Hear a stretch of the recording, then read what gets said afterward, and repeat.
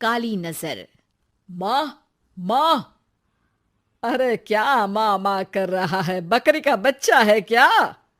अरे माँ, मजाक छोड़ो। मुझे फाइनली वो मेन चौराहे वाली दुकान मिल गई है। अब देखना, आपका बेटा दुगनी स्पीड से पैसा कमाएगा। उफ़, ये क्या? मेरी ऑनलाइन मेकअप क्लास चल रही है। इतनी जोर से क्यों बोल रहे हो आप दोनों? अरे मेरी धर्म पत्नी जी, मेकअप क्लास बाद में करना।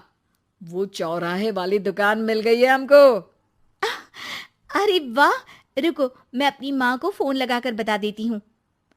अरे मैं भी अपने रिश्तेदारों को बता देती हूँ। कितनी खुशी की बात है।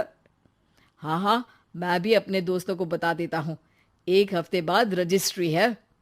बस, घर में खुशी का मौका था। उन तीनों ने अपने अपने फोन उठाए और लोगों में बात फैलाना शुरू कर दिया। और रही सही कसर, श्वेता बहू ने अपने पड़ोस में सबको बताकर कर दी।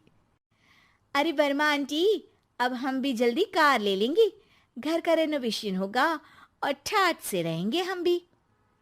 अरे, ऐसा क्या हुआ? लॉटरी बाटरी लग गई है क्या? अरे, इस बार चौराहे वाली मॉल में हमको भी दुकान मिल गई है। दुकान नंबर 21, जो एकदम चौराहे पर है। अब ग्राहक बढ़ेंगे तो आमदनी भी बढ़ेगी ही ना। अरे वाह, कितनी खुशी की बात है। मैं बहुत खुश हूँ तुम्हें इतना खुश देख के। बाकी एक बात कहूँ, सबको मत बताते फिरना। किसी की नजर लग जाएगी तो खुशी की खबर वापस लौट जाएगी। हैं? ऐसे थोड़ी ना होता है। अब डरा रही हो। अरे सही कह रही हूँ। काली नजर कहते हैं इस चीज को, जब आप किसी को कुछ बताओ और वो काम बिगड़ जाए। अरे लेकिन मैं तो। तुमने सबको बता दिया ना? हाँ, फोन लगा लगा के। अब बच के रहना। काली नजर बड़ी खतरनाक होती है। श्वेता इतनी खुश रहती है कि वो वर्मा आंटी की बात पर ध्यान ही नहीं देती, जबकि पड़ोस में और भी लोगों से खुशी की खबर शेयर करती रहती है। अगले दिन राजेश बहुत दुखी होकर घर आता है। अरे बेटा, क्या हुआ? मुंह क्यों सूजा हुआ है? मधुमक्खी ने काट लिया क्या? माँ, वो दुकान किसी और के पास चली गई।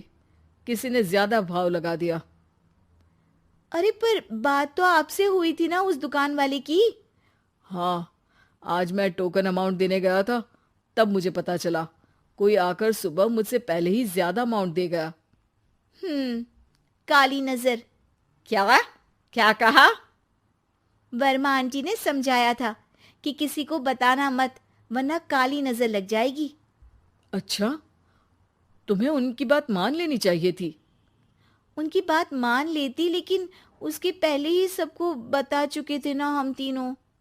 अरे अगली बार से ध्यान रखेंगे। कोई भी नई चीज होगी तो किसी को नहीं बताएंगे। तीनों कुछ दिन ऐसे ही रहते हैं, पर एक दिन श्वेता को एक मेल आता है। राजेश, मेरा ऑनलाइन मेकअप कोर्स कंप्लीट हो गया। अब मैं खुद का पार्लर खोल सकती हूँ। अरे वाह, अपने मोहल्ले में ही खोलते हैं। ये जो घर के सामने दुकान है ना, वहीं। हाँ, यहाँ सस्ती भी मिल जाएगी। अगले दिन श्वेता वर्मा आंटी के पास जाती है, मिठाई का डब्बा लेकर। अरे आओ आओ, कैसे आना हुआ? जोर से नहीं बोलूंगी। वो सामने वाली दुकान है ना, वहां मैं अपनी पार्लर की दुकान खोलने वाली हूँ। उसकी मिठाई है। अरे वाह, बहुत बधाई हो तुमको। हाँ, मैं कमाने लगूंगी तो राजेश पर पूरे घर का बोझ नहीं रहेगा ना आंटी जी। ये तो है। पर ये बता कि तूने ये बात किसी और को तो नहीं बताई ना? अरे नहीं नहीं, पिछली बार गलती कर दी थी। काली नजर लगी किसी की और राजेश के हाथ से वो दुकान चली गई थी। सबको मत बताना। चलो मैं चलती हूँ, कल दुकान की बात करने भी तो जाना है। अगले दिन श्वेता दुकान के लिए मालिक से बात करने जाती है। अरे लेकिन दुकान तो हम कल रात को ही किसी को दे चुके हैं। कल ही? हाँ, कल ही। 2 दिन बाद कोई यहाँ पार्लर भी खोल लेगा। अब कहीं और दुकान देख लीजिए। अरे पर हमको भी तो पार्लर ही खोलना था। हाँ भाई, एक ही दुकान है, आधी आधी तो नहीं दे सकता ना मैं। राजेश और श्वेता घर पर हताश होकर आ जाते हैं। इस बार तो किसी को बताया भी नहीं था, अब किसकी काली नजर लग सकती है।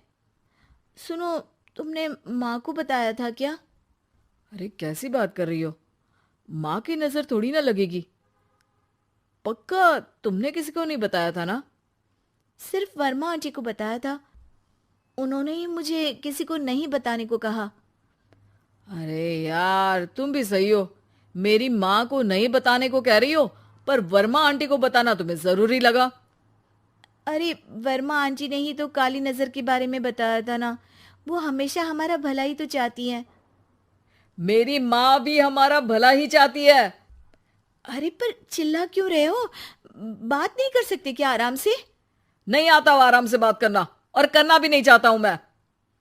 दुकान जाने का दुख गुस्से में बदल गया था और राजेश और श्वेता में बात बंद हो गई थी। 2 दिन बाद मोहल्ले में पार्लर का इनॉग्रेशन हुआ, जिसमें मोहल्ले के सभी लोगों को बुलाया गया, पर श्वेता, राजेश और माँ नहीं जाते। माँ, अंदर आ जाओ, क्या देख रही हो? अरे नया पार्लर देख रही हूं अपने आंगन से। देखो, माँ को दूसरे का सुख देखने में कितना मजा आ रहा है, मेरा दुख नहीं दिख रहा इन्हें। यह मेरा पार्लर भी तो हो सकता था। अरे चुप रहो यार, हर बात में लड़ाई क्यों ढूंढ रही हो? राजेश और श्वेता फिर बहस करने लगते थे। तभी माँ ने दोनों को बाहर बुलाया। अरे जरा देखो तो, दुकान चलाने वाले का बोर्ड पर नाम क्या लिखा है? श्रुति वर्मा। गाड़ी निकाले बेटा, हमें कहीं जाना है। काली नजर का इलाज कराने? राजेश अपनी बाइक निकालता है। तीनों ट्रिपलिंग कर रहे हैं। माँ राजेश को उस मॉल वाली दुकान पर लेकर जाती है जहां राजेश अपनी दुकान खोलने वाला था। यही दुकान लेना चाहता था ना तू? हाँ, पर इनको भी दुखी करने लेकर आई हो क्या यहाँ पर दुकान दिखाकर? वहां काफी नहीं था?